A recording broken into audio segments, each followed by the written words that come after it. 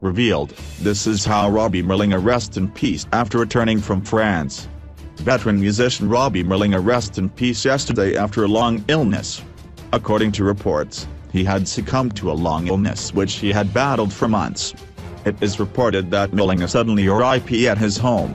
Malinga had celebrated his 17-year wedding anniversary with his wife in Paris, France a few weeks ago.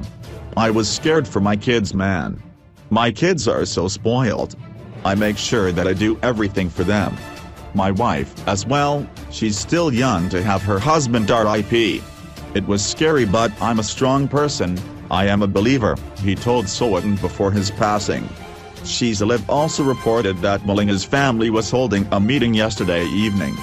Despite his health suffering greatly after being diagnosed with anemia over a year ago, Robbie Malinga's family and friends have been left shocked by his death, insisting that even though he spent much of 2017 in and out of hospital he was getting better.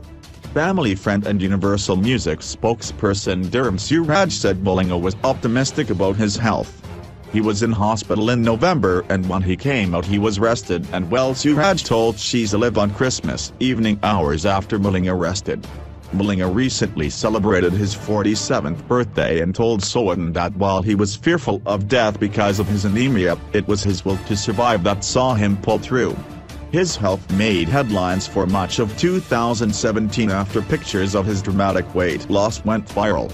Malinga said that people had made mean comments about his health battles, but he had children and a young wife and was determined to regain his health and live life to the fullest. After releasing an album in November, Malinga's diary was jam-packed with performances, and SUPRISE said he had spoken to his friend who he had known for over 20 years just last week. "This is a big loss. We are all shocked. This isn't just a loss to the entertainment industry but to South Africa.